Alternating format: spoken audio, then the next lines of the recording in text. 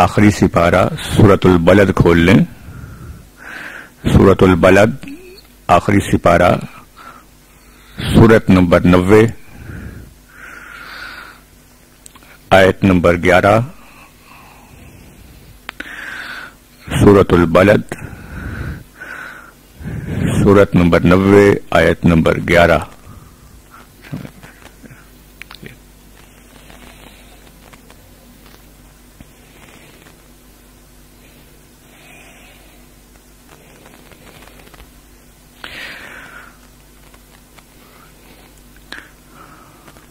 اعوذ باللہ من الشیطان الرجیم. بسم اللہ الرحمن الرحیم.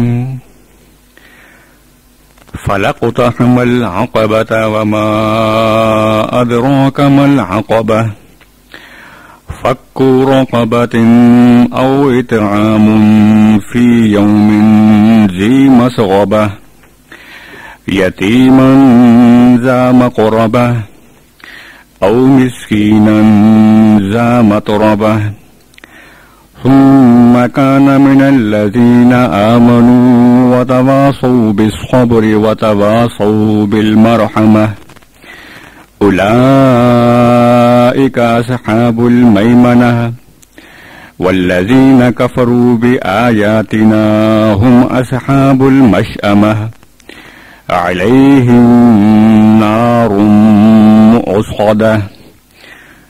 آمنت بالله صدق الله العظيم.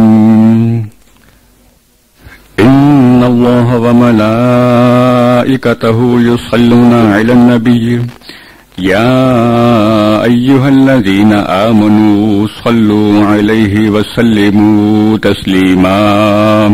الصلاة والسلام عليك يا رسول الله. الصلاة والسلام عليك يا نبي الله. الصلاة والسلام عليك يا خاتم النبيين. الصلاة والسلام عليك يا رحمة للعالمين. الصلاة والسلام عليك يا مراد العاشقين. الصلاة والسلام عليك يا أنيس القريبين.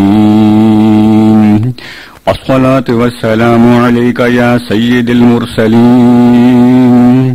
الصلاة والسلام عليك يا شفيع المذنبين. الصلاة والسلام عليك يا حبيب الله وعلى آلك وأصحابك يا نور الله. سامعین کرام، ہم اللہ تبارک و تعالیٰ کا لامحدود شکر ادا کرتے ہیں کہ اللہ جل شانہ نے ہمیں اپنے محبوب کریم رؤوف الرحیم صلی اللہ تعالی علیہ وسلم کا امتی اور غلام بنایا ہے. اور لامحدود درود و سلام آقا دو جہاں سرور کون و مکان نبی اکرم نور مجسم شفیع معظم نبی محتشم وجہ وجوہ کائنات اصل کائنات روح کائنات جان کائنات تاجدار کائنات سردار کائنات مقصود کائنات محبوب کائنات حضور پر نور احمد مجتبی محمد مصطفیٰ صلی اللہ تعالی علیہ وسلم کی ذات اقدس پر کہ جن کی ذات سے محبت و عشق ہمارے کامل ایمان کی نشانی ہے. سامعین کرام، حدیث پاک میں آتا ہے کہ حضور پر نور علیہ الصلوۃ والسلام کے ارشاد مقدس کا مفہوم یہ ہے کہ اللہ تعالی کے نزدیک سب سے زیادہ عبادت گزار وہ شخص ہے جو سب سے زیادہ قرآن پاک کی تلاوت کرنے والا ہے. یہ آقا علیہ الصلوۃ والسلام کا فرمان مقدس ہے کہ خدا کے نزدیک سب سے زیادہ عبادت گزار وہ ہے جو زیادہ سے زیادہ قرآن کی تلاوت کرتا ہے. گویا جو شخص اللہ کے کلام کے ساتھ تعلق رکھتا ہے تو خدا کے نزدیک سب سے زیادہ عابد بھی وہی ہے، متقی اور پرہیزگار بھی وہی ہے. اور اللہ کے کلام کے ساتھ تعلق جو ہے گویا خدا سے تعلق کی دلیل ہے. اور جتنا کلام اللہ کے ساتھ تعلق ہوگا اور اسی نسبت سے اللہ کے ساتھ تعلق ہوگا، تو ہم لوگوں کو یہ کوشش کرنی چاہیے کہ زیادہ سے زیادہ قرآن پاک کی تلاوت کریں۔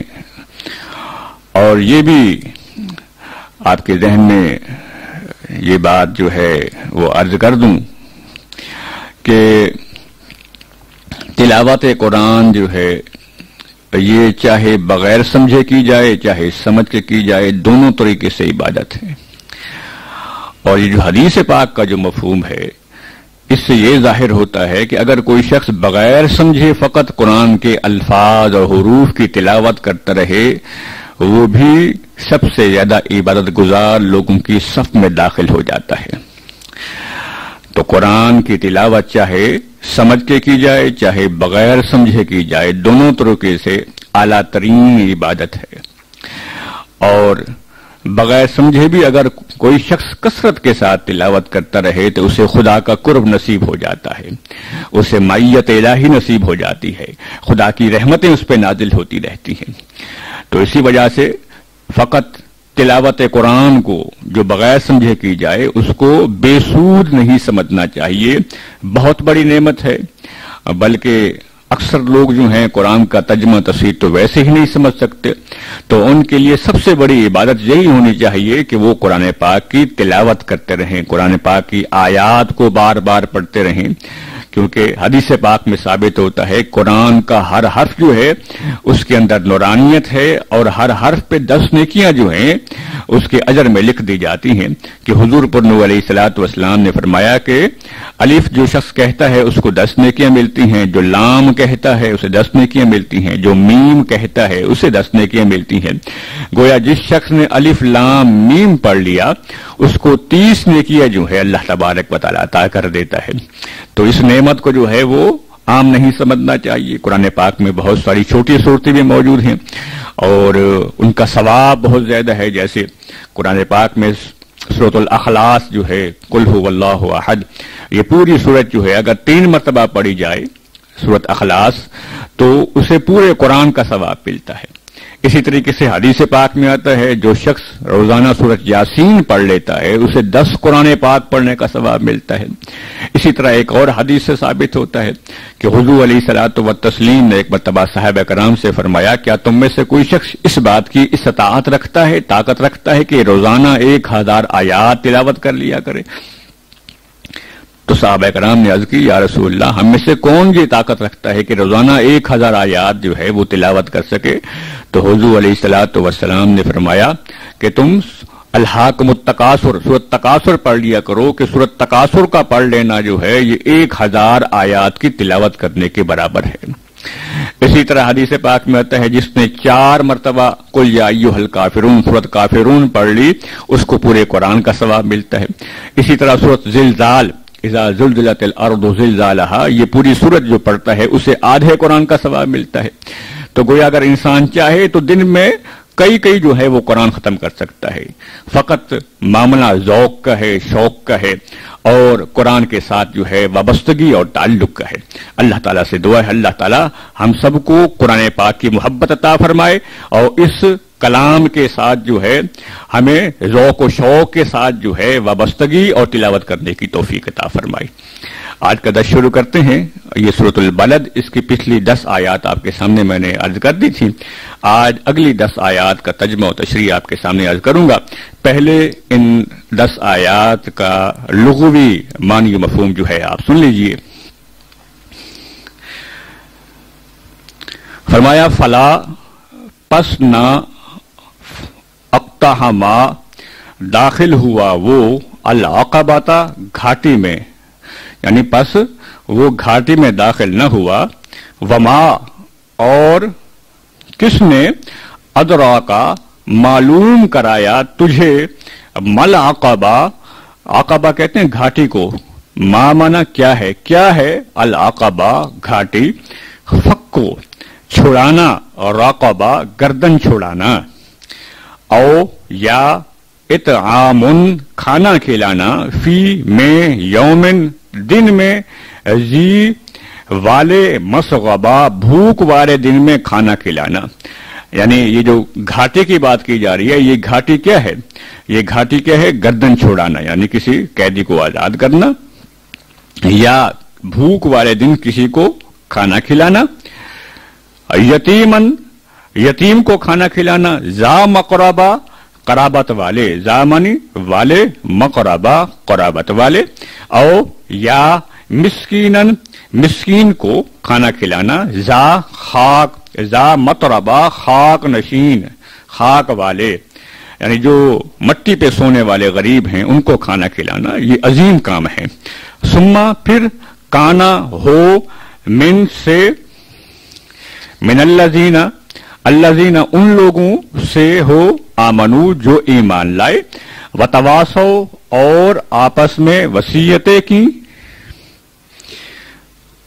انہوں نے بالصبر صبر کی، آپس میں انہوں نے وصیتیں کی، کس چیز کی؟ بالصبر، صبر کی وصیتیں کی، پہلے ایمان لائے پھر آپس میں صبر کی وصیت کی، وتواصوا اور آپس میں انہوں نے وصیتیں کی، بالمرحمہ مہربانی کی، رحم کی وصیتیں کی، اولئک یہ لوگ اصحاب والے، المیمنہ دائیں طرف والے ہیں، بابرکت والے ہیں، والذین اور وہ لوگ، کفرو جو کافر ہوئے، بآیاتنا ہماری نشانیوں کے ساتھ، بے کے نیچے زیر ہو اس کا معنی ہے ساتھ، آیاتنا ہماری نشانی، ہماری نشانیوں کے ساتھ جو کافر ہوئے، یہ ہماری نشانیوں کو نہ جھٹلایا، ہم وہ اصحاب والے، مشأمہ المشأمہ بائیں طرف والے ہیں، علیہم ان پر، نارن آگ ہوگی، مؤصدہ بند کی ہوئی آگ،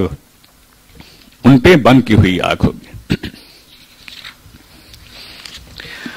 اب اس کی تفسیر جو ہے آپ سماعت فرمائیے۔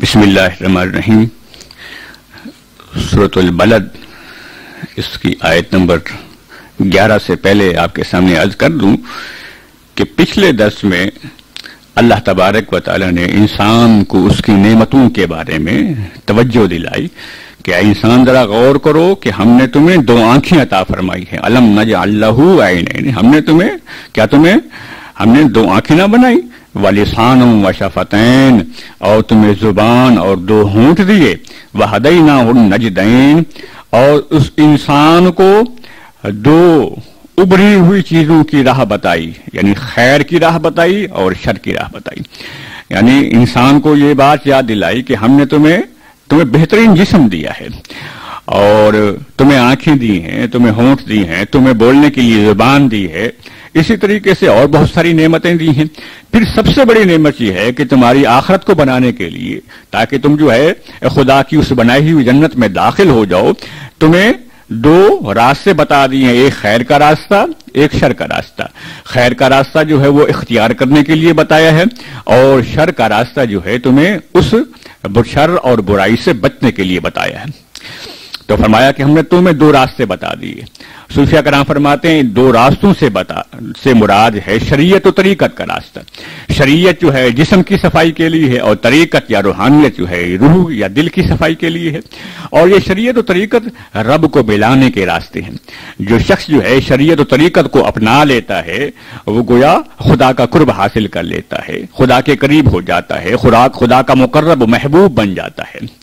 تو بہرحال مسلک وہی اچھا ہے جس کے اندر شریعت بھی ہو اور طریقت بھی ہو، اور وہ مسلک اہل سنت و جماعت ہے، جس کو انڈو پاک میں سنی بریلوی کہا جاتا ہے، کہ ان کے پاس شریعت کا بھی کمال ہے اور طریقت و روحانیت کا بھی کمال ہے۔ تو بہرحال اللہ تعالیٰ نے فرمایا کہ ہم نے انسان کے لیے سب سے بڑی اہم چیز رکھی کہ ہم نے اسے خیر و شر کا راستہ بتا دیا، تاکہ وہ خیر کے راستے کو اپنا کر اپنی جنت کا راستہ جو ہے وہ آسان کر لے۔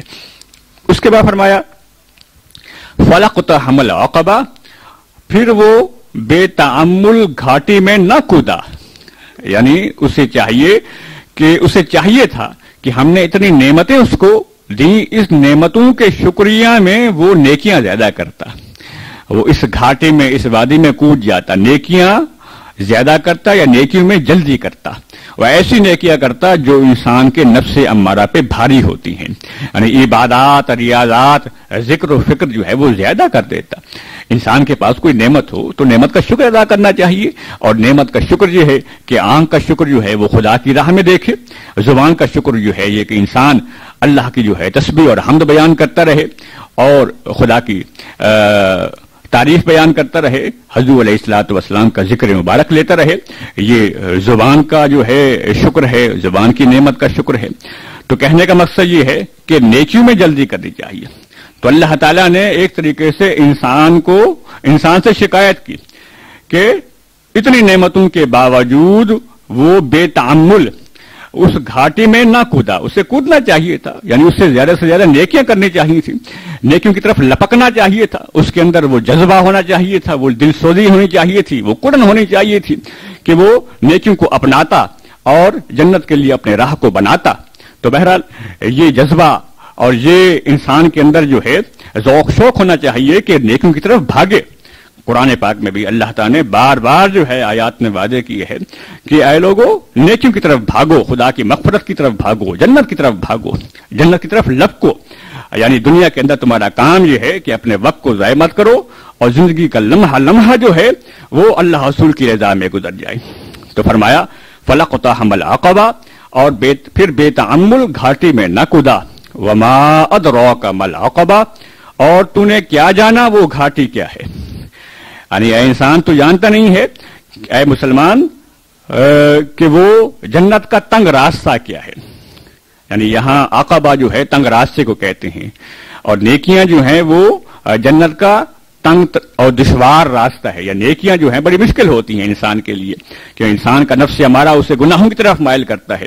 تو انسان جب اس نفس امارہ کو جو ہے زیر کر کے نیکیاں کرتا ہے تو واقعی اس کو بڑی مشکل پیدا ہوتی ہے اور تکلیف بھی ہوتی ہے۔ تو بہرحال یہاں انسان کو جھنجھوڑا کیا، وما ادراک ما العقبہ، اور تو نے کیا جانا اے مسلمان کہ وہ گھاٹی کیا ہے، یعنی وہ جنت کا دشوار راستہ کیا ہے۔ اس کے بعد اللہ تعالیٰ نے آگے کچھ باتوں کا ذکر کیا کہ جنت کی وہ راستے ہیں، اگر تم ان کو اپناؤ گے تو تم ایک رحمانی اور جنتی انسان بن جاؤ گے۔ تو یہاں سے بات واضح ہو جاتی ہے کہ آخرت کے بارے میں صحیح رہبری جو ہوتی ہے وہ وحی الہی کے ذریعے ہوتی ہے۔ عقل کے ذریعے کوئی شخص جو ہے وہ آخرت کے احوال کو نہ معلوم کر سکتا ہے، نہ آخرت کی بارے میں صحیح معلومات حاصل کر سکتا ہے۔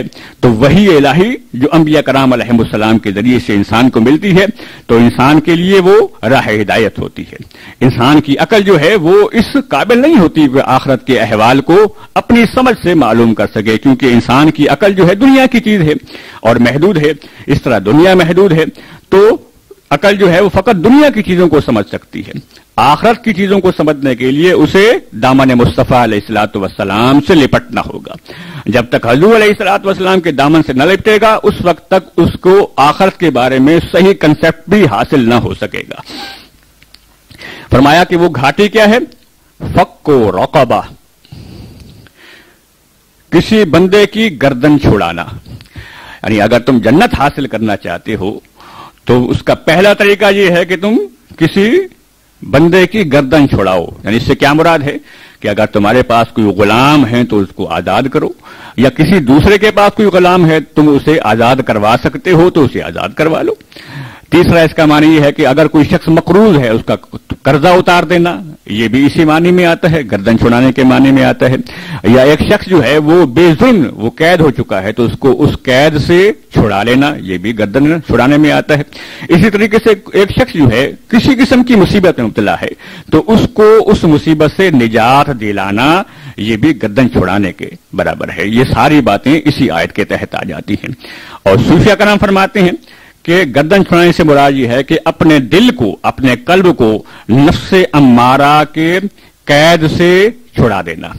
یعنی انسان جو ہے وہ اپنے قلب کو خدا کی طرف راغب کرے اور نفس امارہ کی قید سے، جو نفس امارہ انسان کو گناہوں اور نافرمانی کی طرف مائل کرتا ہے، اس سے وہ آزاد کر کے وہ اپنے دل کو جو ہے خدا کی طرف راغب کر دے، یہ گویا اپنی گردن چھڑانا ہے۔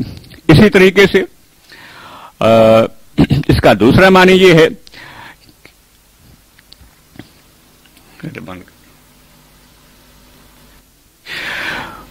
تو اس کا ایک معنی یہ ہوا کہ انسان اپنے دل کو نفس امارہ کی قید سے آزاد کر لے.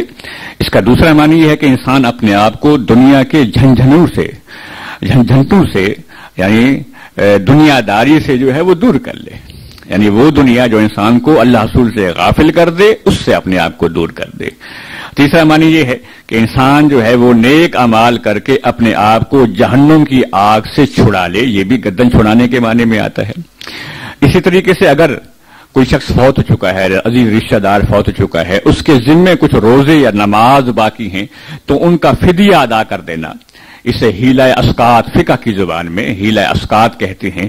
تو اس کا فدیہ ادا کر دینا گویا اس صاحب میت کو آخرت کی گرفتاری سے بچا لینا ہے. یہ بھی گردن چھڑانے کے معنی میں آتا ہے.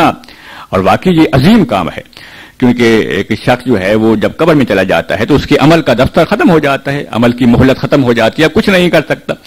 تو اب یہ ہے کہ اس کے عزیز رشتہ داروں کو چاہیے کہ اس کے ذمے کچھ روزے اور نمازیں باقی ہیں تو ان کا فدیہ عطا کرے. وہ فقہ کی بہت ساری کتابوں میں اس کا طریقہ کار موجود ہے. تو واقعی یہ عظیم کام ہے. تو گویا اس آیت سے اصالِ ثواب کا ثبوت ملتا ہے کہ انسان جو ہے اصالِ ثواب کرتا رہے اور ختم، فاتحہ اور اسی طریقے سے کل خانی یعنی تیجا جسے کہتے ہیں، دسواں اور چہلم، ان تمام کا ثبوت جو ہے اس آیت سے ملتا ہے کہ اس میں ہوتا کیا ہے کہ ہم نے ایک میت کو مدد کی، بعد از وصال اس کی مدد کی اور اس کی گردن کو آخرت کے عذاب سے بچانے کی کوشش کی. تو گویا یہ جو ہے یہ عظیم کام ہے اور واقعی ایک اپنے عزیز رشتہ دار کے لیے سب سے بڑی جو ہے نعمت ہو سکتی ہے کہ اگر اس کے ذمہ کچھ قرض ہو یا اس کے ذمہ جو ہے نماز روزے باقی ہوں تو انسان اس کے لیے اثارِ ثواب کرتا رہے. تو یہ بھی گردن چھڑانے کے معنی میں آتا ہے اور یہ جنتی کام ہے. دوسرا فرمایا او اطعام فی یوم ذی مسغبہ، یا بھوک کے دن کھانا دینا، یہ بھی وہ گھاٹی ہے یعنی جنت کا راستہ ہے. تو بھوک کے دن کھانا دینا اس کا ایک معنی ہے ماہ رمضان میں سارا دن انسان بھوکا ہوتا ہے، اس کے بعد انسان غریبوں کو مسکینوں کو کھانا کھلا دے. تو ماہ رمضان میں کھانے کی خیرات کرنا خدا کے نزدیک بہت محبوب ہے اور مقبول ہے. اور اس کا دوسرا معنی یہ ہے کہ کھانے کے دن کھانا دینا یعنی کیا مراد، بھوک کے دن کھانا دینا اس سے مراد یہ ہے قحط سالی کے دن، جب کسی علاقے میں قحط پڑ جائے، بارش نہ ہو سکے، سبزیاں نہ اگیں، پانی کی قلت ہو، کھانے کی قلت ہو، تو اس دن اور اس وقت ہوتا یہ ہے کہ ہر انسان کے پاس اپنے پاس جو کھانا بہت کم ہوتا ہے تو گویا اس کو اپنی حاجت بھی زیادہ ہوتی ہے اور وہ جو کھانا تھوڑا ہوتا ہے اس کھانے کی رغبت بھی زیادہ ہوتی ہے. تو اس صورت میں اگر کوئی غریب فقیر مسکین آ گیا تو اس کو دینا جو ہے بڑا تکلیف دہ عمل ہوتا ہے، کیونکہ وہ خود جو ہے اس حالت میں ہوتا ہے کہ اپنے پاس سامان کھانے پینے کا سامان جو ہے بہت کم ہوتا ہے، دوسروں کو دینا بڑا ناگوار گزرتا ہے. تو اس حالت میں اگر کوئی شخص یعنی تکلیف کی حاجت، اپنی حاجت کی حالت میں اگر کوئی شخص خیرات کر دیتا ہے اپنی پیاری چیز کو تو خدا کو یہ عمل بہت اچھا لگتا ہے. باقی انسان تصور کرے کہ اپنے پاس کھانے کے لیے بہت کچھ کم ہو اور اس سے بڑھ کے ایک غریب آ جائے تو وہ سب کچھ اس کو اٹھا کے دے دے یا اس میں سے کچھ اٹھا کے دے دے، تو واقعی جو ہے نفس امارہ پہ یہ بڑی گراں چیز ہوتی ہے اور واقعی جنتی کام ہے. تو اللہ تعالیٰ نے فرمایا کہ بھوک کے دن کھانا کھلانا، کھانا دینا کسی کو، یہ ایک جنتی کام ہے. فرمایا یتیمن ذا مقربہ، اور رشتہ دار یتیم کو یعنی رشتہ دار یتیم کو کھانا کھلانا یا اس کی مدد کرنا یہ بھی جنتی کام ہے. اور یتیم کہتے اسے ہیں، اس بچے کو کہتے ہیں جس کا والد فوت ہو جائے، اور جانوروں میں یتیم اسے کہتے ہیں جس کی ماں مر جائے. تو بہرحال یہ ہمارے علماء کرام فرماتے ہیں. اور یتیم کی پرورش، یتیم کا خیال کرنا اور رشتہ دار یتیم کو کھانا کھلانا اگر وہ بھوکا ہو تو بہت بڑے ثواب کا کام ہے. حدیث پاک میں اس کے بڑے فضائل آئے ہیں، حتیٰ کہ حضور پر نور علیہ الصلوۃ والسلام کا ارشاد مقدس ہے کہ اگر کوئی شخص کسی یتیم بچے کے سر پہ محبت کے ساتھ ہاتھ پھیر لے تو جتنے بال اس بچے کے اس شخص کے ہاتھ کے نیچے آئیں گے اتنے بالوں کے برابر اس شخص کے لیے نیکیاں لکھ دی جائیں گی، اتنے گناہ اس کے جو ہیں بخش دیے جائیں گے، اتنے درجے بلند کر دیے جائیں گے. تو بڑا ثواب کا کام ہے. اور خاص طور پہ جو عزیز رشتہ دار ہوں اور یتیم ہوں ان کی تربیت کرنا، ان کی پرورش کرنا اور ان کی ہر چیز کا جو ہے خیال کرنا، یہ خدا کے نزدیک انتہائی پسندیدہ امر ہے۔ فرمایا او مسکینن ذا متربہ، یا خاک نشین مسکین کو، یعنی کھانا کھلانا خاک نشین مسکین کو۔ مسکین جو ہے امام ابو حنیفہ رحمت اللہ تعالی علیہ کے نزدیک وہ ہے جس کے پاس کچھ بھی نہ ہو، اسے مسکین کہتے ہیں، اور فقیر اسے کہتے ہیں فقہ کی زبان میں جس کے پاس نصاب سے کم ہو مال، جو صاحب نصاب نہ ہو تو وہ فقیر ہوتے ہیں۔ تو بہرحال اس آیت سے یہ مراد ہے کہ ایک وہ شخص جس کے پاس کچھ نہ ہو اور اتنا وہ تنگ دست ہو کہ اس کو رہنے کا مکان نصیب نہ ہو، یا اس کے پاس بستر بھی نہ ہو کہ جس پہ وہ لیٹ سکے اور وہ زمین پہ اپنا سو کر گزارا کرتا رہے، تو اسے خاک نشین مسکین کہتے ہیں۔ تو اس کی مدد کر دینا، اس کو کھانا کھلا دینا، اس کی ضروریات کو پورا کر دینا ایک بہت بڑا عظیم کام ہے، یہ جنتی کام ہے، یہ رحمانی کام ہے۔ تو ان کاموں کی طرف توجہ دینی چاہیے۔ دیکھیں اب یہ ساری باتیں حقوق العباد میں آ رہی ہیں، کس طرح اللہ کی مخلوق کی خدمت جس طریقے سے کرو گے خدا اس سے راضی ہو جائے گا۔ تو خاک نشین مسکین کو کھانا کھلانا، یا اس کا دوسرا معنی یہ ہے کہ ایک شخص جو ہے وہ جہاد میں گیا ہوا ہے، یہ بھی مسکین ہوتے ہیں کہ ان کے پاس جو ہے وہ سامان اتنا زیادہ نہیں ہوتا، اور بعض اوقات ایسی جنگ کی حالت میں تو ان کو زمین پہ سونا پڑتا ہے، تو ایسے لوگوں کو انسان جو ہے ان کی امداد کر دے، ان کو کھانا کھلا دے جو آس پاس کے لوگ ہیں، تو یہ بڑے ثواب کا کام ہے۔ یا وہ شخص جو ہے جو انتہائی غریب ہو لیکن اپنی غربت کے باوجود وہ ہاتھ نہ پھیلاتا ہو، اپنی غربت کو، اپنے فقر کو چھپاتا رہے، اگر کسی شخص کو معلوم ہو گیا ہے کہ یہ غریب آدمی ہے اور وہ اس کی مدد کرے، تو خدا کو یہ امر جو ہے یہ عمل بہت پسند ہے۔ تو فرمایا خاک نشین مسکین کو کھانا کھلانا، یہ بھی ایک جنتی کام ہے۔ اس کے بعد فرمایا ثم کان من الذین آمنوا، اور جو ان سے جو ایمان لائے، پھر ہو ان سے، ثم کان من الذین آمنوا، پھر ہو ان سے جو ایمان لائے، یعنی وہ سارے نیک عمل کرے اور ساتھ ساتھ ایمان والا بھی ہو، یعنی اس کے عقائد ٹھیک ہوں۔ اب دیکھیں پھر وہی عقائد کی بات آ گئی، عقائد ٹھیک ہوں گے اس کے بعد اعمال خدا کے ہاں قابل قبول ہوں گے۔ اگر عقائد ہی ٹھیک نہیں تو بظاہر نیکیاں بھی اس کے کچھ کام آخرت میں نہ آئیں گی۔ تو عقائد جو ہیں وہ بالکل صحیح ہونے چاہیے، اور عقائد اہل سنت و جماعت کے جن کو انڈو پاک میں سنی بریلوی کہا جاتا ہے وہی عقائد رکھنے ہیں۔ تو انسان جو ہے اسی مسلک کے ساتھ رہے اور سچا مومن مسلمان بن کے رہے، اپنے آپ کو اس سنی جماعت میں سے ہی سمجھے، ان کے ساتھ رہے، اپنے آپ کو جو ہے ان سنیوں سے برتر نہ سمجھے، اپنے آپ کو تمام مسلمان سنی مسلمانوں سے اپنے آپ کو کمتر اور حقیر سمجھے، تاکہ اس کا تکبر جو ہے وہ ختم ہو جائے۔ تو اس کے علاوہ جو ہے فرمایا کہ اپنے عقائد کی فکر کرے، یعنی پھر ہو ان میں سے جو ایمان لائے، یعنی جن کے عقیدے ٹھیک ہوں، وتواصوا بالصبر، اور انہوں نے آپس میں صبر کی وصیتیں کی، یعنی ایمان لانے کے بعد یہ نیک عمل بھی کرے اور ساتھ ساتھ ایک دوسرے کو صبر کی وصیتیں کرتے رہیں، یعنی ایک دوسرے کو تبلیغ کرتے رہیں۔ تو معلوم یہ ہوا کہ ہر مسلمان اپنی اپنی طاقت کے مطابق اسے مبلغ ہونا چاہیے، اسے دین کی تبلیغ جتنا اسے علم ہے وہ ضرور کرنی چاہیے۔ حدیث پاک میں آتا ہے اگر کسی شخص کو قرآن پاک کی ایک آیت بھی معلوم ہے تو اس کو آگے پہنچائے، لوگوں کو بتائے، کوئی ایک اچھی اور نیکی کی بات معلوم ہے تو لوگوں کو بتائے اور لوگوں کو نیکی کا حکم دے اور برائی سے روکے۔ تو یہ جو ہے ہر مسلمان کو اپنی استطاعت کے مطابق تبلیغ ضرور کرنی چاہیے، خود بھی اچھے اعمال پہ عمل کرنا چاہیے اور دوسروں کو تبلیغ جو ہے وہ ضرور کرنی چاہیے۔ تو فرمایا یہاں کہ آپس میں صبر کی وصیتیں کی۔ صبر کی بہت ساری قسمیں ہیں، اور ویسے بھی دنیا کے اندر بہت ساری تکالیف ہوتی ہیں، ہر تکلیف پہ علیحدہ صبر ہوتا ہے اور ہر صبر پہ اس کا علیحدہ اجر ہوتا ہے۔ تو بہرحال صبر کی ویسے 3 معروف قسمیں علماء کرام نے بیان کی ہیں۔ پہلی یہ کہ عبادت پہ صبر۔ عبادت پہ صبر سے کیا مراد ہے کہ ہمیشہ عبادت کرتا رہے، عبادت میں سستی نہ کرے اور عبادت کی سختی کو برداشت کرے، یعنی یہ عبادت پہ صبر ہے کہ نماز کی پابندی کرتا رہے، جو اس نے اوراد و وظائف جو ہیں جو مقرر کی ہیں اس کی پابندی کرتا رہے، اسی طریقے سے ہر اچھے کام جو ہے اس پہ، نیک اعمال جو ہیں اس پہ استقامت رکھے، یہ عبادت یا عبادات پر صبر کہلاتا ہے۔ اور دوسرا یہ ہے گناہ سے صبر۔ گناہ سے صبر یہ ہے کہ انسان جو ہے اپنے آپ کو گناہوں سے بچائے، یعنی انسان کا نفس امارہ اسے گناہوں اور نافرمانی کی طرف مائل کرتا ہے، انسان کو جہنم کی راہ میں چلانے کی کوشش کرتا ہے، تو انسان نفس امارہ سے ہٹ کر جو ہے اس کی بات نہ مانے اور نیک عمل کرے، گناہوں پہ صبر کرے، گناہ نہ کرے، یہ بھی ایک عظیم صبر ہے۔ اور تیسرا یہ ہے مصیبت پہ صبر۔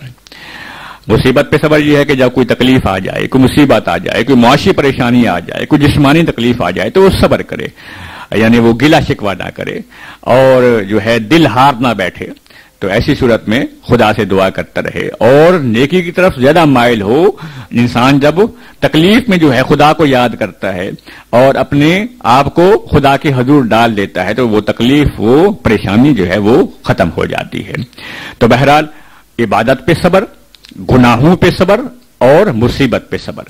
تو اس کے بعد جب انسان صبر کرتا ہے تو اس کے اندر بہت ساری صفات پیدا ہو جاتی ہیں، یعنی ریاضت کی صفات پیدا ہو جاتی ہے کہ وہ زیادہ عبادت کرتا ہے، اسی طرح سخاوت پیدا ہو جاتی ہے اور شجاعت، بہادری پیدا ہو جاتی ہے، وہ گھبراتا نہیں ہے بالکل، وہ اس کا دل مضبوط ہو جاتا ہے۔ تو بہرحال صبر جو ہے انتہائی افضل عبادت ہے۔ اس وجہ سے قرآن پاک میں اللہ تعالیٰ نے حکم دیا ہے مسلمانوں، اگر تمہیں کوئی پریشانی ہو جائے وَاسْتَعِینُوا بِالصَّبْرِ وَالصَّلَاةِ، تو مدد حاصل کرو صبر سے اور نماز سے، یعنی صابر بن جاؤ اور نمازی بن جاؤ تو وہ تمہاری تکلیف پریشانی دور ہو جائے گی۔ اور اس کے بعد جو عظیم ترین انعام دیا جاتا ہے صابرین کو، اللہ تعالیٰ نے فرمایا ان اللہ مع الصابرین، بے شک اللہ تعالیٰ صابرین کے ساتھ ہوتا ہے، یعنی مع الصابرین اللہ تعالیٰ کی معیت جو ہے، اللہ تعالیٰ کا قرب جو ہے وہ صابرین کو مل جاتا ہے۔ تو صبر جو ہے بہت افضل عبادت ہے۔ تو فرمایا کہ یہ وہ لوگ ہیں جو ایمان والے ہیں، یعنی جو صحیح عقائد رکھنے والے ہیں اور ایک دوسرے کو صبر کی وصیتیں انہوں نے ایک دوسرے کو کی تھیں، وتواصوا بالمرحمہ، اور آپس میں مہربانی کی وصیتیں کی، ایک دوسرے کو صبر کی وصیتیں کی اور آپس میں ایک دوسرے کو مہربانی اور رحم کی وصیتیں کی۔ تو بہرحال یہ مومن کا کام ہے۔ اب یہاں دیکھیے رحم اور مہربانی اس کے کیا معنی ہے، اس کی تشریح سے پہلے ایک چھوٹی سی بات عرض کر دوں کہ کسی شخص کا حق مکمل طور پہ کھانا یا اس کا کچھ حصہ کھانا یہ ظلم ہے۔ کسی کی زمین ہتھیا لی، کسی کے پیسے کھا گئے تو یہ ظلم کہلاتا ہے۔ کسی شخص کو اس کا حق پورا دینا یہ عدل کہلاتا ہے۔ کسی کا حق کھانا وہ ظلم کہلاتا ہے اور کسی کو اس کا پورا حق دینا یہ عدل کہلاتا ہے، اور کسی کو اس کے حق سے زیادہ دینا اور بلا استحقاق دینا یہ رحم و مہربانی کہلاتا ہے، اور یہ خدا کو بہت پسند ہے۔ تو یہاں جو آیت ہے کہ آپس میں ایک دوسرے کو مہربانی اور رحم کی وصیتیں کی، تو اس کے بہت سارے معنی ہیں کہ ایک انسان اپنے لیے جو مہربانی اور رحم کر سکتا ہے، اپنے نفس کے لیے، اپنی جان کے لیے رحم یہ ہے کہ انسان نیک اعمال کر کے اپنے آپ کو جہنم کی آگ سے بچا لے، یہ اپنے نفس پہ رحم ہے، اپنی جان پہ رحم ہے۔ اپنی اولاد پہ رحم جو ہے وہ کیا ہے کہ اپنی اولاد کو عاشق رسول بنائے، اپنی اولاد کو صحیح سنی عقائد رکھنے والا بنائے، اپنی اولاد کو دینی دنیاوی ہر طریقے سے اس کی تربیت کرے اور بہترین اخلاقی اور دینی تربیت کرے، سچا سنی صالح انسان بنائے، عاشق رسول علیہ الصلوۃ والسلام بنائے، عاشق صحابہ، عاشق اہل بیت، عاشق اولیاء اور خصوصاً عاشق الہی اسے بنائے، یعنی ہر طریقے سے یہ اولاد پہ رحم کی نشانی ہے۔ اسی طرح عزیز رشتہ دار پہ رحم کے معنی یہ ہے کہ ان کو نیکی کی تبلیغ کرتا رہے، نیکی کا حکم دیتا رہے، ان کو برائی سے منع کرتا رہے، لیکن اچھے انداز میں، نصیحت کے انداز میں اور نرمی کے انداز میں۔ اور اسی طریقے سے اپنے ذاتی دشمنوں سے رحم یہ ہے کہ اپنے ذاتی دشمنوں کو معاف کر دینا چاہیے، اور قومی اور دینی دشمنوں پر رحم یہ ہے کہ ان کو ان کے شر سے دنیا کو بچایا جائے۔ فرض کیا ایک شخص جو ہے وہ بد مذہب ہے اور اس کی بد مذہبیت پھیل رہی ہے کہ اس کی وجہ سے لوگوں کے عقائد اور ایمان خراب ہو رہے ہیں، تو اس کے شر سے لوگوں کو بچانا چاہیے کہ لوگوں کے عقائد ٹھیک کرنے کے لیے پوری کوشش کرنی چاہیے اور اس شخص کے اس شر اور فتنے کو دور کر دینا چاہیے.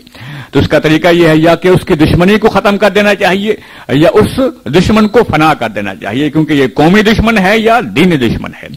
کیونکہ اگر اس کی مثال یہ ہے کہ اگر کسی جسم جو ہے اس کا عضو جو ہے وہ گل سڑ جائے تو پھر کیا ہے، اس کو کاٹ دینا چاہیے، کیونکہ وہ گلا ہوا عضو جو ہے، وہ گلا ہوا حصہ جو جسم کا، اگر اس کا حصہ پھیل گیا تو پورے جسم کو وہ گلا دیتا ہے. تو اس عضو کو کاٹ دینا چاہیے. یہ کاٹ دینا اس جسم کے لیے رحم و مہربانی ہے.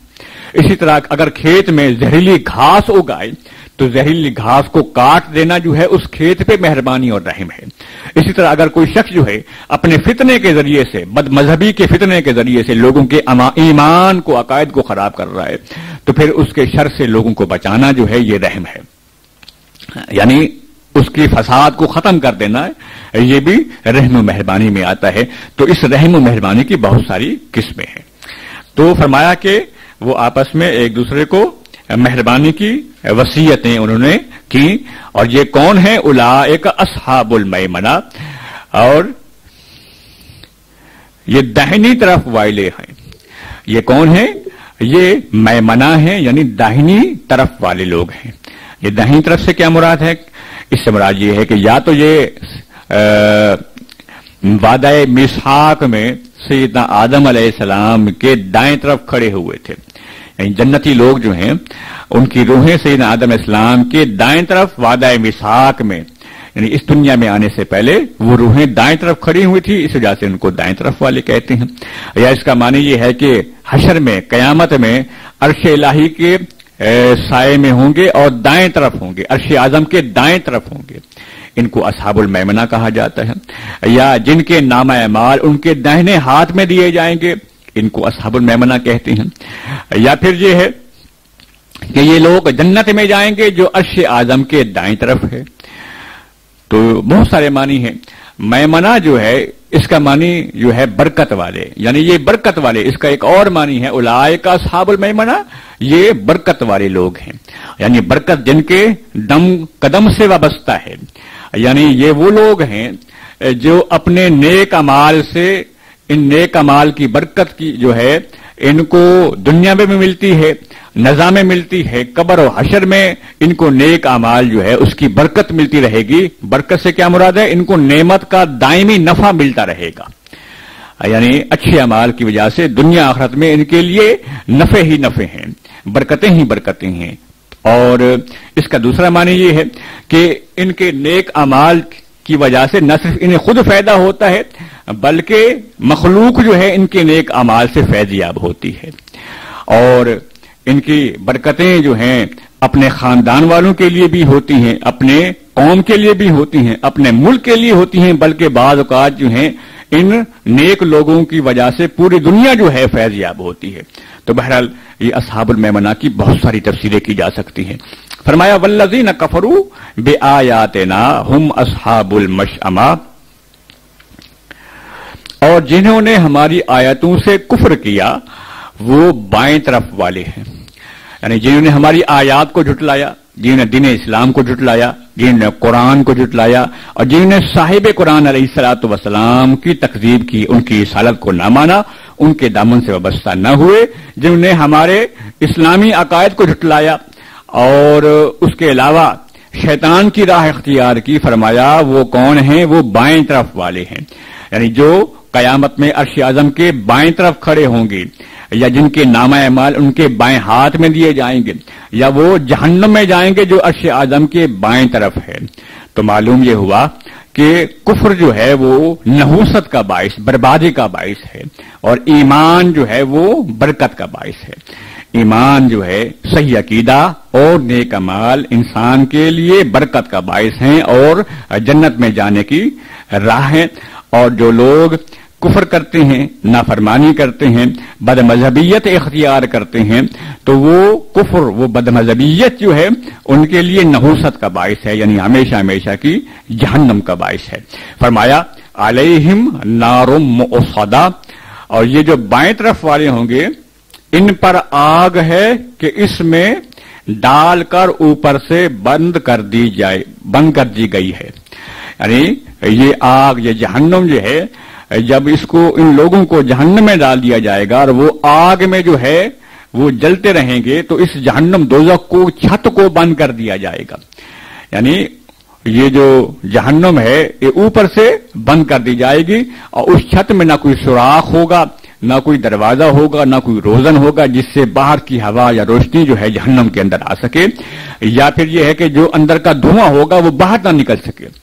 तो इस तरीके से बंद कर दी जाएगी इन बाएं हाथ वालों पे, ये जहन्नुम जो है मुकम्मल तौर पे बंद कर दी जाएगी और ये अजाब जो है मुसलसल उन पे होता रहेगा। अल्लाह ताला से दुआ है अल्लाह तबारक व ताला हम सबको अपने महबूब करीम अलैहिस्सलातु वस्सलाम के सदके से बिला हिसाब किताब जन्नत अता फरमाए और हम सबको हकूकुल इबाद पूरा करने की तौफीक अता फरमाए, यतीमों की सही परवरिश करने की तौफीक अता फरमाए और जो भूखे हैं उनको खाना खिलाने की तौफीक अता फरमाए और इसके साथ साथ जो है अपने अकायद को सही रखने की तौफीक अता फरमाए। व आखिरु दावाना अनिल हम्दुलिल्लाहि रब्बिल आलमीन। बिस्मिल्लाहिर रहमानिर रहीम। अब दर्स हदीस जो है शुरू होता है। एक हदीस पाक आपके सामने अर्ज करता हूं। हदीस पाक में आया है कि हुजूर अलैहिस्सलातु वस्सलाम ने फरमाया, खैरुकुम मन तअल्लमल कुरआन व अल्लमा, कि तुम में से बेहतरीन शख्स वो है जो कुरान सीखता है और दूसरों को सिखाता है। यानी हबीब मुकर्रम अलैहिस्सलातु वस्सलाम के इन अल्फाज पे आप गौर कीजिए कि आका अलैहिस्सलातु वस्सलाम ने फरमाया कि मेरी उम्मत में से सबसे ज्यादा खैरुकुम, तुम में से सबसे ज्यादा बेहतरीन आदमी वो है। वो कौन है? अब देखिए, एक इंसान है, इंसान के जहन में दुनियावी लिहाज से आ सकता है कि दुनिया के अंदर वो शख्स सबसे बड़ा अच्छा आदमी है जिसके पास दौलत ज्यादा हो। ये इंसान जो आम इंसान की सोच है, या जो डॉक्टर हो, जो इंजीनियर हो, या बहुत बड़ा अफसर हो, या साइंसदान हो, तो ये एक इंसान की सोच है। या किसी मुल्क का हुक्मरान हो जिसका हुक्म चलता हो सारी दुनिया पे, अपनी रियाया पे, तो आम लोग ये सोच सकते हैं कि ये लोग बहुत अच्छे हैं, लेकिन अल्लाह और उसके रसूल अलैहिस्सलातु वस्सलाम का फरमान जो है वो बिल्कुल उसके अपोजिट है। यानी आका अलैहिस्सलातु वस्सलाम का जो फरमान है, फरमाया खैरुकुम, तुम में से सबसे बेहतरीन आदमी कौन है? वो है जो साइंसदान नहीं है, जो डॉक्टर नहीं है, जो इंजीनियर नहीं है, जो बड़ा अफसर नहीं है, जो हुक्मरान नहीं है। वो कौन है? फरमाया मन तअल्लमल कुरआन, जो कुरान सीखता है, कुरान पढ़ता है, वह अल्लमा, और दूसरों को सिखाता है, दूसरों को पढ़ाता है। यानी अल्लाह के कलाम के साथ इतनी मोहब्बत हो, जो कुरान सीखे और दूसरों को सिखाए। अब इस कुरान सीखने सिखाने में सारे लोग आ जाते हैं। यानी एक कारी जो कुरान की किरत सीखता है, फिर उसके बाद दूसरों को सिखाता है, कुरान की तिलावत जो है सही तरीके से, सही मखारिज के साथ, सही तजवीद के साथ दूसरों को सिखाता है, खुद भी सीखता है, फिर दूसरों को सिखाता है। वो अल्लाह रसूल के नजदीक सबसे बेहतरीन आदमी है, सबसे बेहतरीन अगर खातून। तो इसके अलावा जो हाफिज हैं, जो खुद कुरान हिफ्ज करते हैं, दूसरों को हिफ्ज करवाते हैं, ये भी इसी हदीस में दाखिल हो जाते हैं। या वो आलिम जो कुरान के मानी मफहूम को सीखते हैं और दूसरों को सिखाते हैं। तो बहरहाल अल्लाह रसूल के नजदीक ये लोग जो हैं, ये उम्मत में सबसे बेहतरीन आदमी हैं जो खादिम कुरान है, जो कुरान की किसी तरीके से खिदमत कर रहे हैं। तो अल्लाह रसूल के नजदीक ये सबसे बेहतरीन लोग हैं। यानी तमाम दुनिया के इंसानों में से बेहतरीन लोग यही हैं जो अल्लाह रसूल के फरमान के मुताबिक कुरान पाक की खिदमत करते रहते हैं। तो ये बात वादे हो गई कि इंसान को ज्यादा से ज्यादा इस कुरान के साथ ताल्लुक बनाना चाहिए, सही तिलावत करने की हमें कोशिश करनी चाहिए, खास तौर पे जो हमारे मखारिज हैं, तजवीज सीखनी चाहिए, कुरान को सही तलफ्फुज के साथ पढ़ना चाहिए। और ये सीखना जो है ये हर मुसलमान के लिए इंतहाई जरूरी है। अल्लाह ताला किसी को तौफीक दे, वो अपना जो है उसका इल्म जो है बढ़ जाए, वो कुरान का आलिम बन जाए, तो वो उसे चाहिए कि कुरान का फैज दूसरों को पहुंचाए, कुरान के मानी मफाहिम को दूसरों को समझाता रहे। तो बहरहाल ऐसे लोग जो हैं अल्लाह रसूल को बहुत प्यारे हैं। अल्लाह ताला से दुआ है अल्लाह ताला हम सबको इन प्यारों की सफ में दाखिल फरमाए। वाखिर दावाना अल्हम्दुलिल्लाहि रब्बिल आलमीन।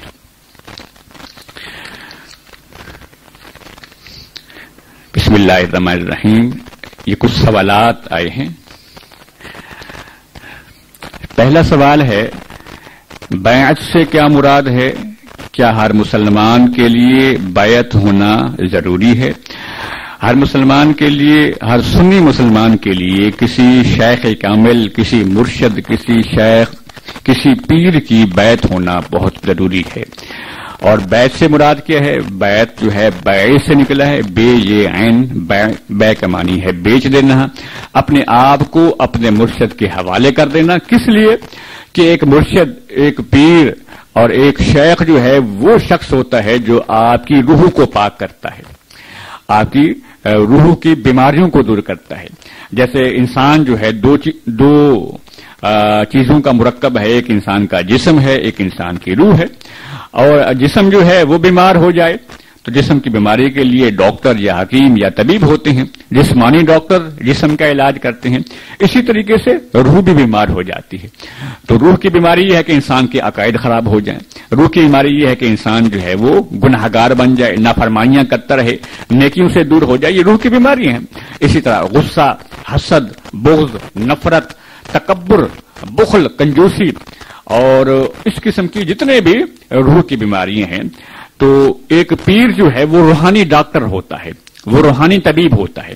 جسم کے لیے جسمانی ڈاکٹر اور روح کے لیے روحانی ڈاکٹر۔ تو جو پیر ہوتا ہے، جو شیخ ہوتا ہے، جو مرشد ہوتا ہے، وہ روحانی ڈاکٹر ہوتا ہے۔ تو وہ روحانی ڈاکٹر روح کی بیماریوں کا علاج کرتا ہے۔ جس طرح ایک مریض اپنے آپ کو ڈاکٹر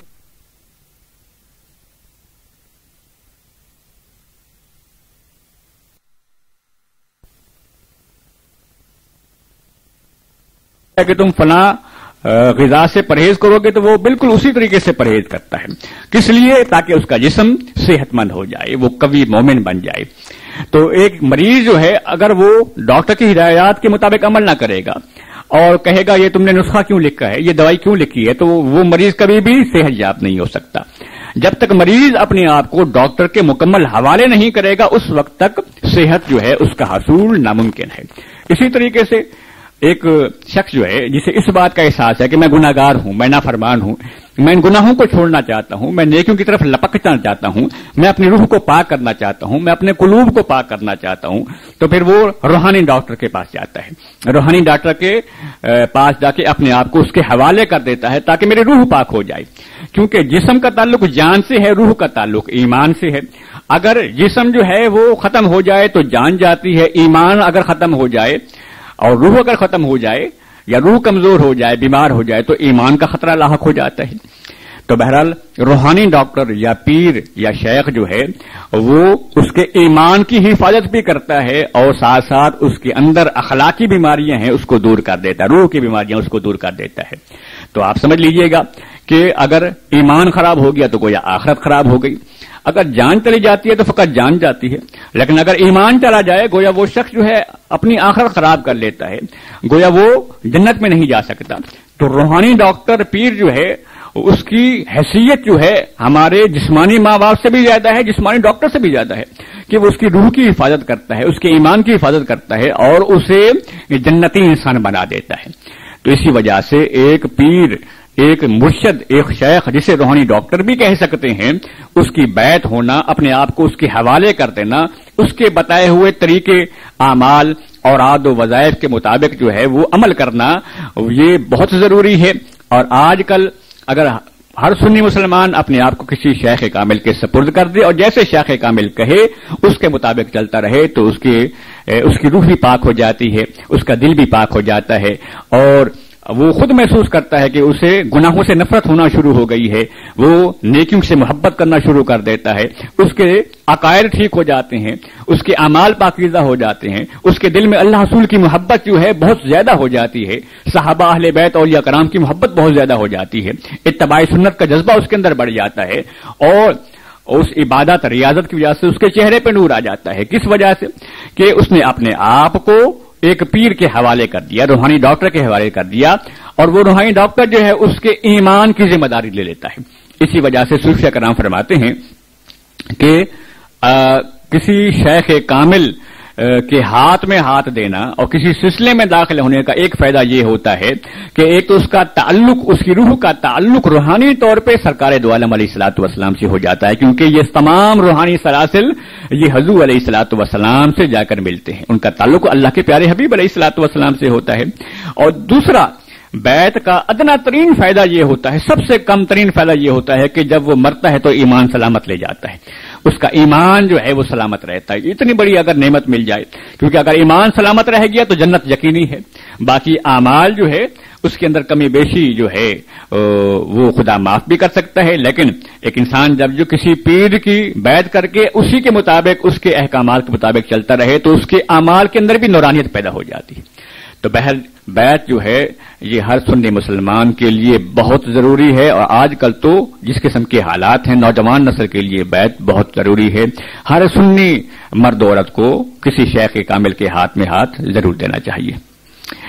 بیعت کا مقصد کیا ہے اور بیعت کیوں کی جاتی ہے یہ میں نے آپ کے سامنے ابھی بیان کر دیا ہے کہ انسان کی روحانی ترقی کے لیے، روحانی درجات کی بلندی کے لیے، انسان کی روح کو پاکیزہ کرنے کے لیے، انسان کے دل میں نیکیوں کی محبت پیدا کرنے کے لیے اور گناہوں سے نفرت پیدا کرنے کے لیے، اور سب سے زیادہ انسان کے عقائد کی درستگی کے لیے بیعت ضروری ہے، اور یہی بیعت کا مقصد ہے۔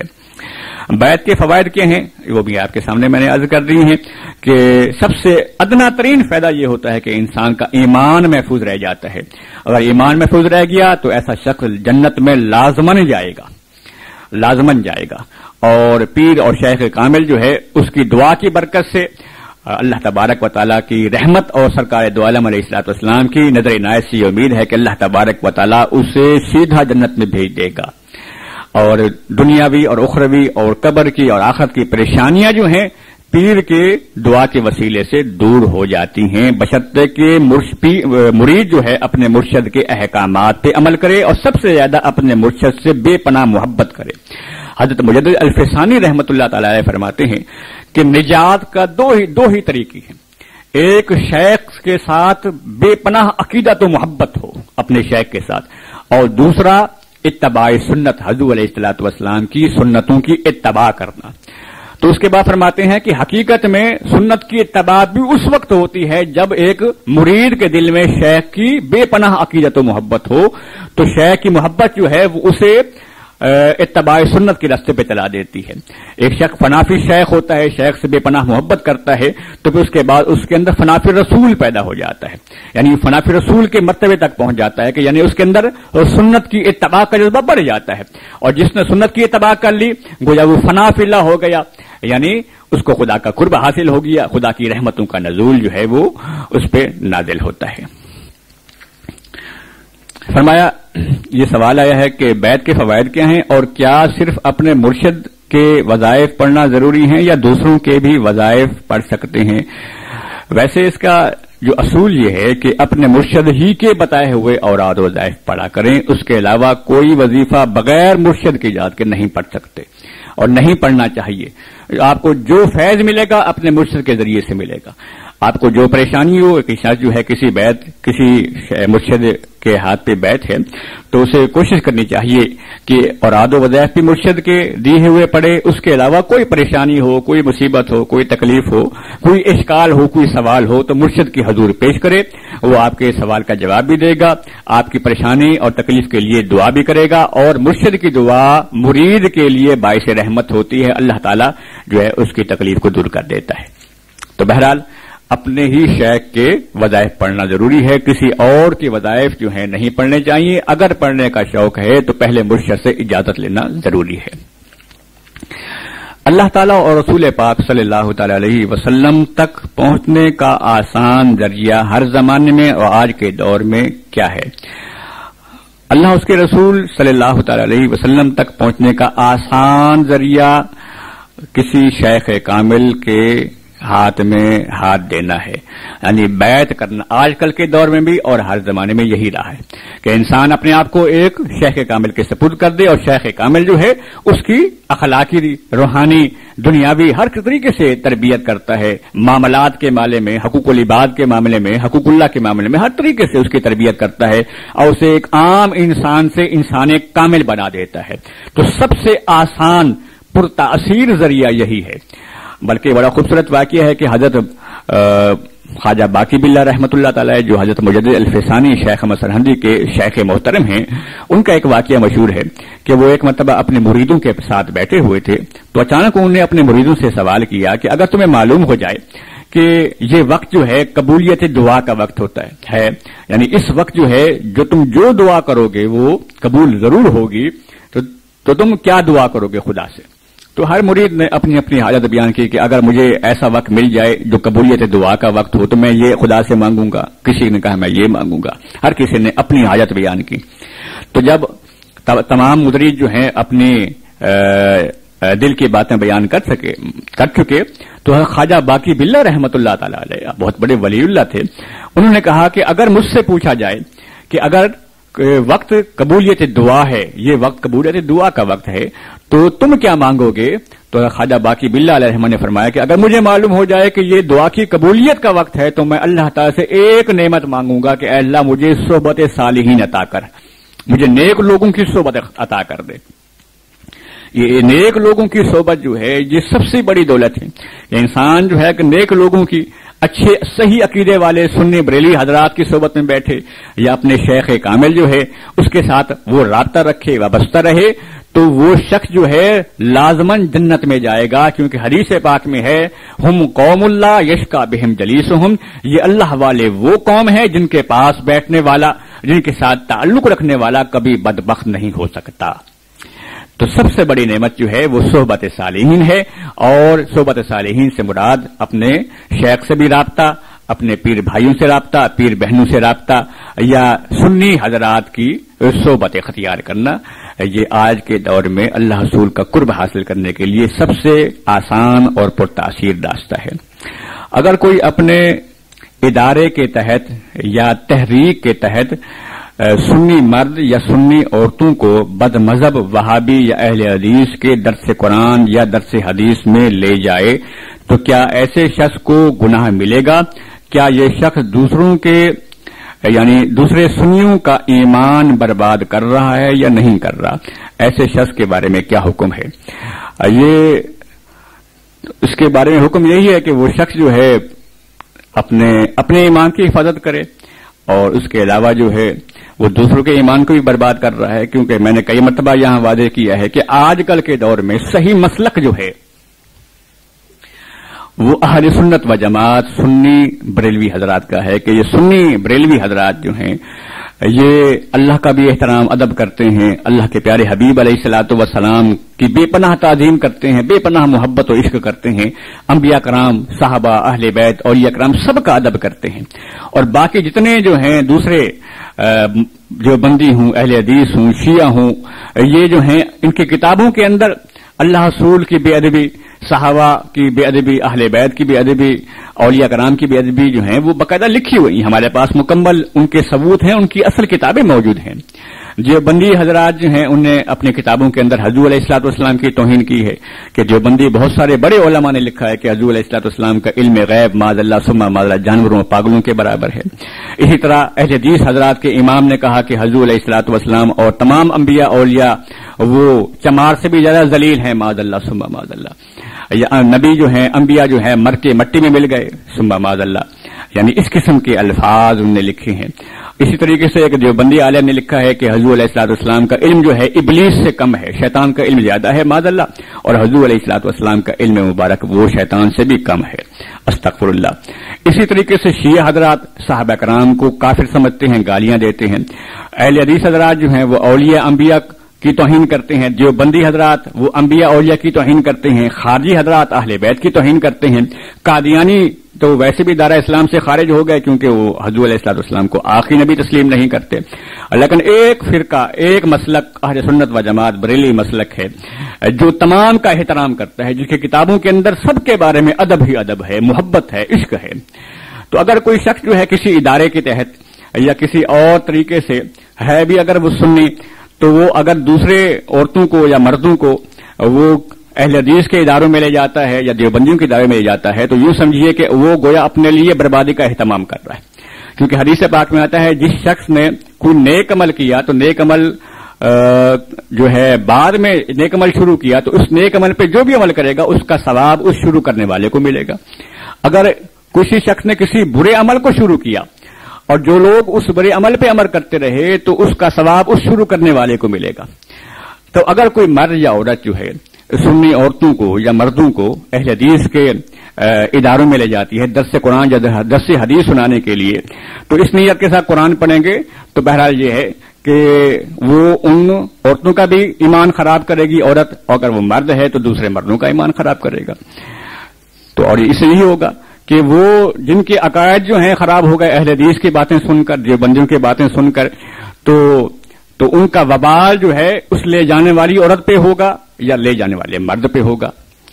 یعنی جتنی ساری زندگی اگر وہ گندے عقائد رکھنے کے بعد گندے اعمال بھی کرتے رہے، گندے عقیدے پیش کرتے رہے، جتنی گستاخیاں کرتے رہیں گے یہ عورتیں، جس کو وہ عورت لے کے گئی تھی اور وہ عورتیں جو ہیں ان کے عقائد خراب ہو گئے، تو کیا ہوگا؟ وہ عورتیں بعد میں جتنی گستاخی جتنی توہینیں کرتی رہے گی انبیاء اولیاء کے بارے میں، تو اس سب کا وبال الگناہ اس لے جانے والی عورت یا مرد کو ہوگا. اب وہ عورت یا مرد خود اپنے آپ کے بارے سوچ لے کہ کس طریقے سے وہ اپنے ایمان کو برباد کر چکی ہے اور دوسروں کے ایمان کو برباد کر رہی ہے، یا وہ مرد اپنے ایمان کو خراب کر رہا ہے یا دوسروں کے ایمان کو خراب کر رہا ہے. تو بہرحال یہ ہے ہمارے ہاں یہاں ڈی جی خان کے اندر اہل حدیث کا ایک مرکز ہے،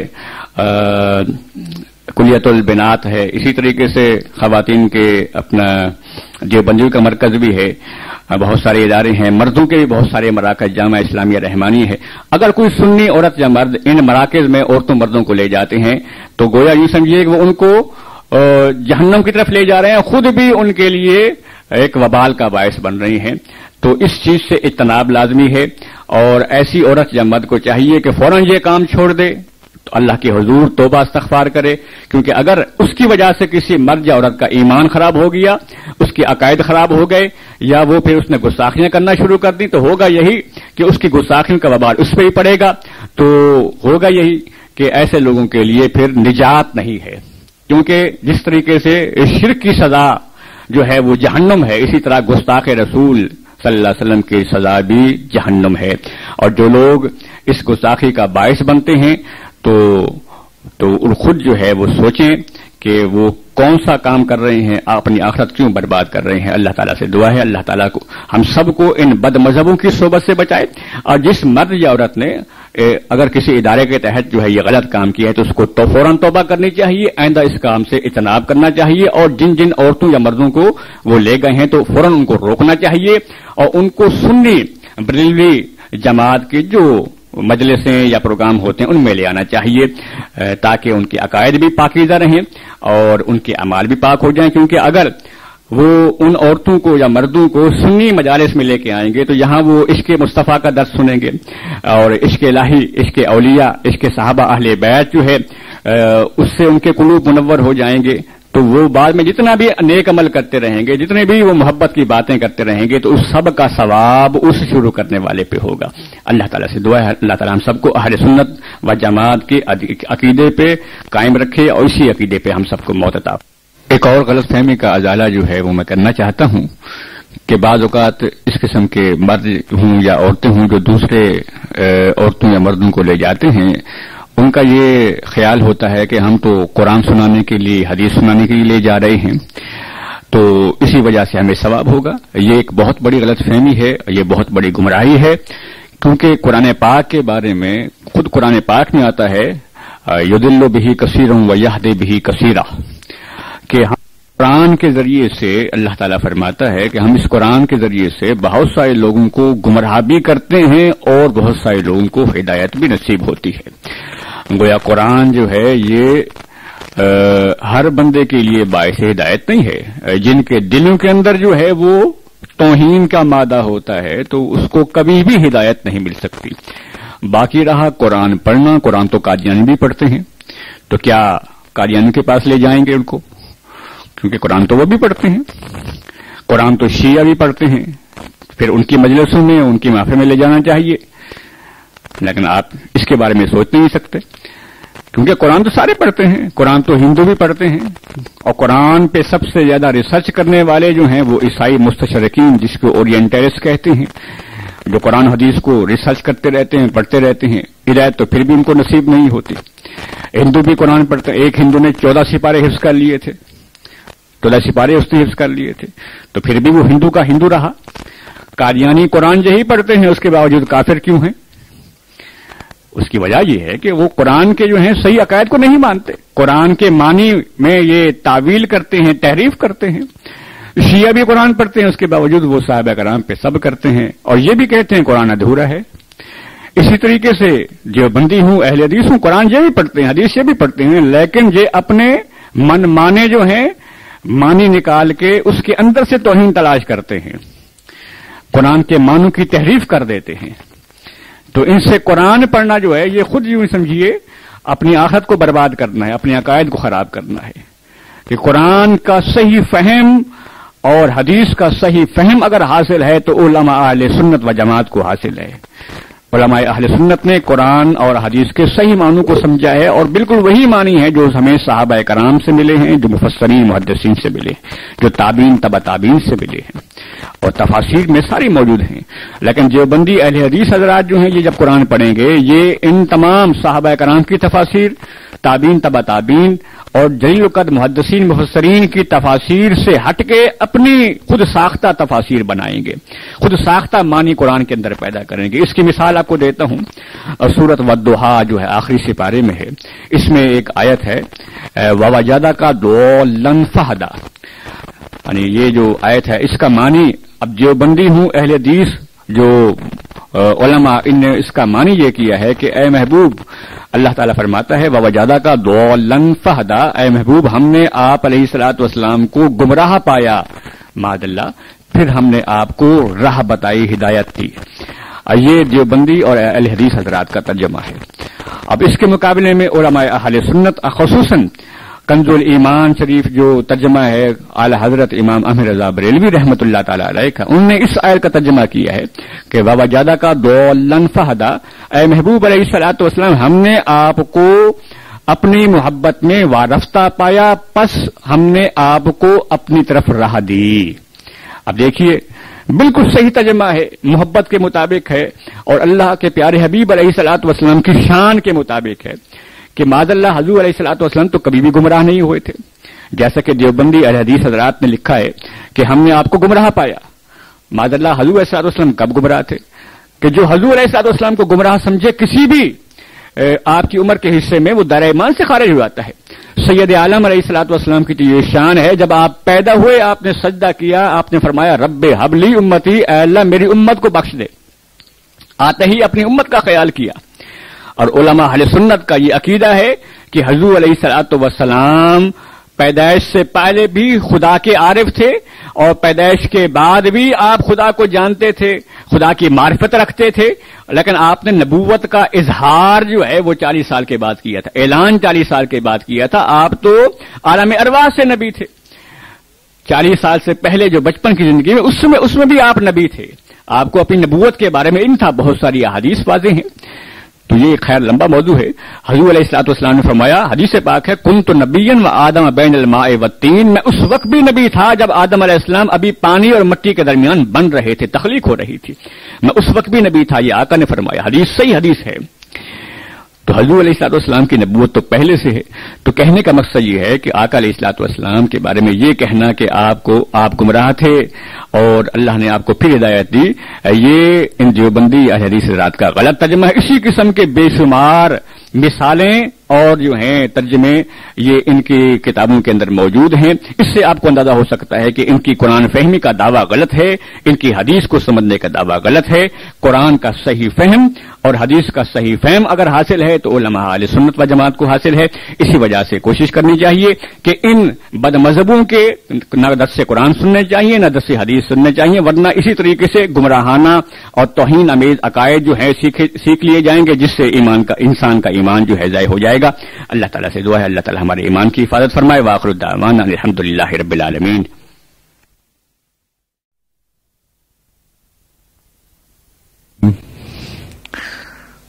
آخری سپارہ سورۃ البلد کھول لیں، سورۃ البلد آخری سپارہ سورت نمبر 90،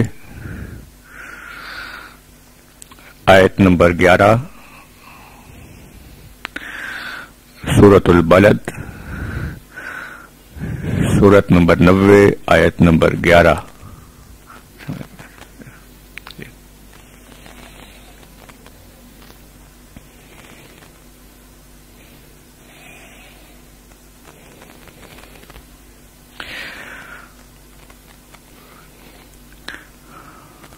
اعوذ باللہ من الشیطان الرجیم، بسم اللہ الرحمن الرحیم۔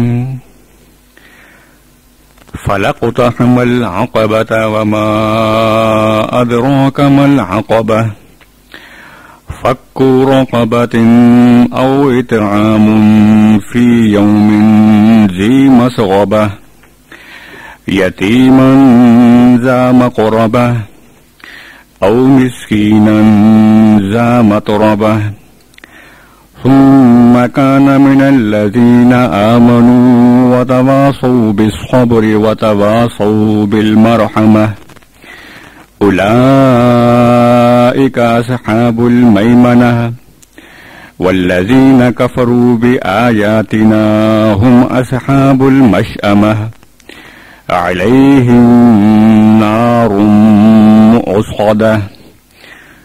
آمنت بالله صدق الله العظيم۔ إن الله وملائكته يصلون على النبي يا أيها الذين آمنوا صلوا عليه وسلموا تسليما۔ الصلاة والسلام عليك يا رسول الله، الصلاة والسلام عليك يا نبي الله، الصلاة والسلام عليك يا خاتم النبيين، الصلاة والسلام عليك يا رحمة للعالمين، الصلاة والسلام عليك يا مراد العاشقين، الصلاة والسلام عليك يا أنيس القريبين، الصلاة والسلام عليك يا سيد المرسلين۔